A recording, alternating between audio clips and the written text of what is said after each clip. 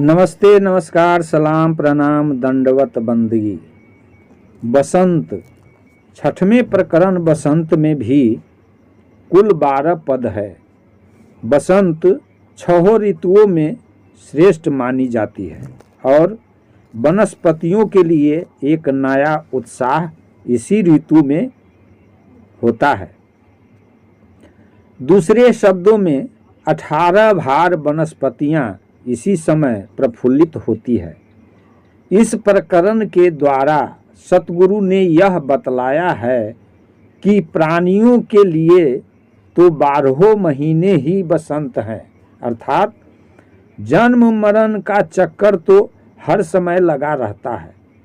दूसरे शब्दों में जन्म मरण या विषय बसंत से युक्त होकर स्वरूप ज्ञान में प्रतिष्ठित होने के लिए ही बसंत प्रकरण का वर्णन हुआ है, यानी वासनाओं को त्याग कर स्वरूप स्थिति में निमग्न रहा जाए।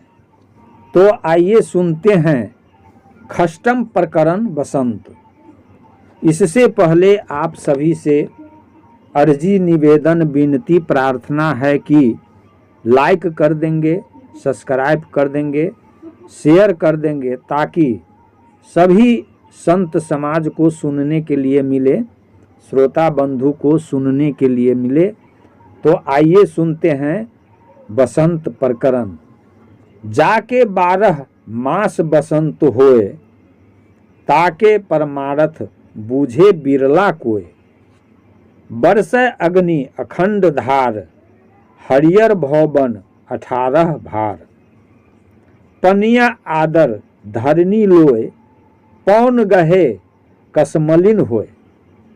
बिनु तरिवर फूले आकाश, शिव बिरंची तहाँ लेई बास। सनकादिक भूले भमर होए, लख 84 जोइनी जोए। जो तोही सतगुरु सत लखावा, ताते न छूटे चरण भाव। अमर लोक फल लावै चाव, कहीं कबीर बूझे सो पाओ। सतगुरु कबीर साहब कहते हैं कि वासना त्याग कर और निज स्वरूप स्थिति के कारण जिसके जीवन में 12 महीने बसंत ऋतु और हर समय आनंद उल्लास हो, ऐसी स्थिति कोई बिरला ही समझ सकता है। जिस प्रकार से बसंत ऋतु में धूप की अखंड धारा बरसने से संपूर्ण वनस्पतियां हरी भरी हो जाती है, ठीक उसी प्रकार ज्ञानी पुरुषों के जीवन में ज्ञानाग्नि रूपी अखंड धारा बरसने से उनका अंतःकरण रूपी वन हरा भरा हो जाता है। जिस प्रकार से बसंत में गर्मी बढ़ जाने के कारण पानी की कद्र बढ़ जाती है, पीने नहाने में उसका उपयोग बढ़ जाता है और शारीरिक पसीने को सुखाने के लिए या मैल को शुद्ध करने के लिए खुली हवा का भी सेवन करते हैं, उसी प्रकार ज्ञानाग्नि से उत्पन्न प्रचंडता बढ़ जाती है और साधक निर्णय वाणी का आदर करते हुए नित्य के व्यवहार में उत्पन्न होती हुई मलिनता को विचार रूपी पवन से धो देता है। हठयोगियों को परमार्थ ही बसंत के समान है, लेकिन क्षणिक ही है। इन्हें बिना वृक्ष वन के ही आकाश में फूल खिला हुआ मिलता है। अर्थात जब हठयोगी वायु को मूलाधार से ऊपर उठाते हुए ब्रह्मरंध्र एवं ब्रह्मांड में प्रवेश कराते हैं, तो उन्हें कल्पित ब्रह्म रूपी फूल खिला हुआ मिलता है और इसी पुष्प की सुगंध शिव और ब्रह्मा जैसे महान देव भी लेते हैं। इसी सुगंध की माया में सनकादि ऋषि जन भी भूल गए हैं और उस जड़ चेतनात्मक संसार को ही ब्रह्म मान लिया है। सतगुरु कबीर साहब कहते हैं कि हे साधक, यदि तुम्हें सतगुरु के सत्य स्वरूप का ज्ञान मिल जाएगा तो उनकी चरणों की भक्ति तुम्हारे मन मंदिर में बस जाएगी। तात्पर्य यह है कि आत्मा ही अमर लोक है और उसमें स्थिर होना ही उसको जानने का फल है। जो इसे समझेगा और जिसके मन में इसके लिए उत्कृष्ट इच्छा होगी वही स्वरूप स्थिति को प्राप्त कर सकेगा। बसंत दू में सतगुरु कबीर साहब कहते हैं, रसना पढ़ लेहू श्री बसंत, बहुरी जाए पर बेहू यम के फंद, मेरुदंड पर डंक दिन्हा, अष्ट कंवल पर चारी लिन्हा। ब्रह्म अगिन कियो प्रकाश, अर्ध ऊर्ध तहाँ बहे बतास। नौ नारी पर मिल सो गाँव, साखी पांच जहां देखन धाव। अनहद बाजा रहल पूरी, तह पुरुष 72 खेले धूरी। माया देखी कस रहो है भूली, जस वनस्पति रही हैं फूली। कही कबीर यह हरि के दास, फगुआ मांगे बैकुंठ बास। सतगुरु कबीर साहब कहते हैं कि योगियों का विचार है कि रसना हठ योग से प्राप्त ब्रह्म का जप कर लो, नहीं तो भयंकर वासनाओं में बंधकर संसार में भटकोगे।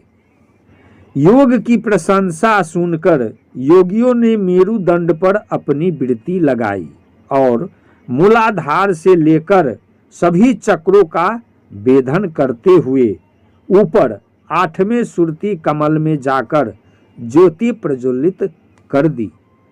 वहां ब्रह्माग्नि का प्रकाश हो गया और नीचे के समस्त वायु ऊपर पहुंच गए। उस सुगंधित सुषुम्ना एवं सुरती कमल ग्राम में पुहुखा, पयस्विनी आदि 9 नारियां भी पहुंच गई। साथ ही प्राणादि 5 सखियां भी देखने के लिए दौड़ पड़ी और 72 कोठे के वायु भी आकर मिल गए और अनहद नाद का घनघोर बाजा बजने लगा और इस बसंतोत्सव में चेतन पुरुष धूल खेलने लगा। सतगुरु कबीर साहब कहते हैं कि इस माया के खेल को देखकर क्यों भूले हुए हो? अरे यह तो क्षणिक है और बसंत ऋतु के फूल की भांति है। हरि भक्तों की यही कहानी है। ये फगुआ के खेल में रिद्धि सिद्धि चाहते हैं या बैकुंठवास चाहते हैं। बसंत 3 में सतगुरु कबीर साहब कहते हैं, मैं आयो मिस्तर मिलन तोही, ऋतु बसंत पहिराबहु मोही। लंबी पुड़िया पाई छीन, सुत पूरा खूंटा लीन। सर लागै तेही 360, कसनी 72 लागू गांठ। खुरखुर खुरखुर चाले नारी, बैठी जोलाहिन पलथी मारी। ऊपर नचनिया करत कोड़, करी गहमा दुई चलत गोड़। 5 25 10 द्वार, सखी 5 तहाँ रची धमार। रंग बिरंगी पहिरे चीर, हरि के चरण धय गावे कबीर। सतगुरु कबीर साहब कहते हैं कि हे महान सतगुरु, मैं तुमसे मिलने आया हूँ और मुझे सनातनी आध्यात्मिक वासंती वस्त्र पहना दो। मेरा शरीर रूपी पुड़िया धारण करने का कर्म बहुत लंबा अर्थात अनादिकालीन है। इसे मांझने वाली विवेक रूपी पाई बहुत क्षीण है और श्वास भी पुराना होकर इंडा पिंगला और सुषुम्ना रूपी तीनों खुटियों में बंधा है। इस शरीर में 360 सरकंडे व हड्डियां लगी है और यह 72 गांठों से कसा है, अर्थात शरीर एक करधा है जिसमें कर्म के वस्त्र बुने जा रहे हैं। और जैसे करधा में भरनी सूत के नड़ी दाएं से बाएं एवं बाएं से दाएं खुरखुर खुरखुर चलती है और मनोवृत्ति रूपी जुलाहिनी पलथी मारकर बैठी है और नारियों में चरखी द्वारा सूत की आटी तैयार करती है। कंधे के ऊपर लगी हुई चटकनियाँ नाचती हैं और कंधे के नीचे गड्ढे में जुलाहे के दोनों पैर चलते हैं। वैसे ही शरीर रूपी कंधे में श्वास की नाड़ियाँ खुरखुर चलती है और जुलाहिन बैठी है। ऊपर दोनों नेत्र नाचते हैं, शरीर के दोनों पैर चलते हैं। तात्पर्य यह है कि 5 प्राण, 25 प्रकृतियाँ, 10 दरवाजे के साज वाले इस शरीर में 5 ज्ञानेंद्रिय रूपी सखियाँ विषय रंग रूपी फाग के गीत गाती तथा उछल कूद मचाती है। अर्थात यह शरीर रूपी वस्त्र जीव अनेकों योनियों में पहनता रहता है। सतगुरु कबीर साहब कहते हैं कि इन सब बंधनों से मुक्त होने के लिए ही साधक हरि या गुरु चरणों को पकड़कर अपना विनय सुनाता है, अर्थात मोक्ष की याचना करता है। बसंत 4 में सतगुरु कबीर साहब कहते हैं, बुढ़िया हंसी बोली मैं 3 बार, मुँह से तरुणी कहो कौनी नार। दांत गए मोरे पान खात, केस गए मोरे गंग नहात। नैन गए मोरे कजरा देत, बैस गए पर पुरुष लेत। जान पुरुषवा मोर आहार, अन जाने का करो सिंगार। कहीं कबीर बुढ़िया आनंद गाय, पूत भता रही बैठी खाए। सतगुरु कबीर साहब कहते हैं कि तृष्णा माया रूपी बुढ़िया हंसकर बोली कि मैं नित्य युवती हूँ, मेरे समान युवती दूसरी कौन स्त्री होगी। और अगर मेरे टूटे हुए दांत, उजले केस, बैठी आंखें और शिथिल शरीर को देखकर शंका कर रहे हो तो यह मूर्खता ही है। इसका भेद तो मैं बता रही हूँ। मेरे दांत अधिक पान खाते खाते झड़ गए हैं और अत्यधिक गंगा स्नान करते करते केश उजले हो गए। अधिक काजल लगाते लगाते मेरी आंखें धस गई है और पर पुरुष का समागम करते रहने से ही मेरा शरीर शिथिल हो गया है।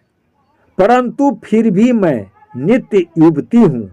जो मेरे सुख का अनुभव रखते हैं उन्हीं का मैं नित्य आहार करती हूँ और जो मेरे सुख से अनजान हैं उन्हें फंसाने का प्रयत्न श्रृंगार आदि के द्वारा करती हूँ। सतगुरु कबीर साहब कहते हैं कि यह माया की बुढ़िया देखने में आनंददायिनी सीधी साधी गाय लगती है, परंतु किसी बाघनी से कम नहीं है जो संसार के सभी मनुष्यों को बैठे बैठे खा रही है। बसंत 5 में सतगुरु कबीर साहब कहते हैं, तुम बूझ बूझ पंडित कौनी नारी, काहू न ब्याहिल है कुमारी। सब देवन मिली रही दिन, चारि युग हरि संगलिन। प्रथम पदुमिनी रूप आही, है सांपनी जग खेदी खाही। ईवर जोवत उबर नाही, अतिरे तेज त्रिय रैनी ताही। कहीं कबीर ये जग पियारी, अपने वलक वहीं रहल मारी। सतगुरु कबीर साहब कहते हैं कि हे पंडितों, बताओ कौन ऐसी स्त्री है जिसे ब्याह कर भी कोई पत्नी नहीं बना सका और आज तक कुंवारी है। कहा जाता है कि सब देवताओं ने मिलकर लक्ष्मी जी को श्री विष्णु भगवान को दे दिया और वे चारों युगों से उन्हें अपने साथ लिए हैं। उस स्त्री का पहला एवं उत्तम लक्षण पद्मिनी है, परंतु कर्म सर्पनी का है, क्योंकि संसार के सभी लोगों को खदेड़ कर खा जाती है। यह अपने लक्षणों वाला दूल्हा खोजती हैं और न मिलने पर वासना के अत्यंत तीव्र वेग को सहन करती रहती है। सतगुरु कबीर साहब कहते हैं कि यह जगत को प्यारी लगती है, परंतु अपने ही जन्माए हुए बालकों को मारती रहती है। बसंत 6 में सतगुरु कबीर साहब कहते हैं, माई मोर मनसा अतिरे सुजान, धंधा कुटी कुटी करत बिहान। बड़ी भोर उठी आंगन बाढ़ू, बड़ो खाँच ले गोबर काढ़ू। बासी भात मनुष्य हिलल खाए, बड़ो घैल लिए पानी को जाए। अपने सैया की मैं बांधूंगी पाट, ले बेचूंगी हाटो हाट। कहीं कबीर ये हरि के काज, जोइया के गढ़ी रही कौनी लाज। सतगुरु कबीर साहब कहते हैं कि आध्यात्मिक तथ्यों को इस प्रकार समझाने का प्रयास करते हैं कि एक युवती अपनी माता से कहती है, अर्थात स्वरूपस्थ वृत्ति आत्मशक्ति रूपी माँ से कहती है, हे माता, मेरा चेतन रूपी पति बड़ा ही समझदार है, वह बड़ा ही ज्ञानी है और आधी रात से ही धान कूटना शुरू कर देता है और कूटते कूटते सवेरा कर देता है। अर्थात निरंतर साधना करते करते माया रूपी अंधेरे का नाश कर देता है। यही नहीं, सवेरा होते ही घर आंगन बुहार कर कूड़ा टोकरी में भरकर घूड़े पर फेंक आता है। अर्थात विवेक विचार रूपी झाड़ू से हृदय रूपी आंगन को बुहार कर अनाद शक्ति रूपी कटोरी में विषय शक्ति रूपी गोबर फेंक आता है। मेरा पति संतोषी भी है, स्वयं बासी भात खा लेता है और मेरे नहाने धोने की व्यवस्था भी बड़े बड़े घड़ों में पानी भरकर कर देता है। अर्थात अनासक्ति पूर्वक प्रारब्ध के भोगों को भोगता है और अपनी समझदारी एवं सद्बुद्धि रूपी घड़े में गुरु संतों के सत्संग रूपी सरोवर में से निर्णय रूपी जल भर लाता है। ससुराल से पहली बार नैहर आई युवती आगे कहती है कि हे माता, अपने ऐसे प्रेमी एवं वफादार पति की महिमा को मैं आंचल से बांधकर हाट बाजार बेचती फिरूंगी। अर्थात चेतन पति की शक्ति का प्रचार ग्राम बाजार सर्वत्र करूंगी, अपने पति का ही गुणगान करूंगी और इसमें हमें कोई लाज नहीं है। सतगुरु कबीर साहब कहते हैं कि ज्ञानी पुरुषों के लिए यह सर्वोत्तम तथ्य है, क्योंकि चेतन पुरुष को स्वरूप स्थिति रूपी पत्नी के साथ रहने में कोई लज्जा नहीं है, बल्कि गर्व होता है। नमस्ते, नमस्कार, सलाम, प्रणाम, दंडवत बंदगी। अभी आप सुन रहे थे 6ठम प्रकरण बसंत 1 से लेकर 6 तक का प्रसंग आप सब सुना। फिर अगले वीडियो में बसंत 7 से लेकर आप सबसे मिलते हैं। तब तक के लिए साहे बंदगी, साहे बंदगी, साहे बंदगी।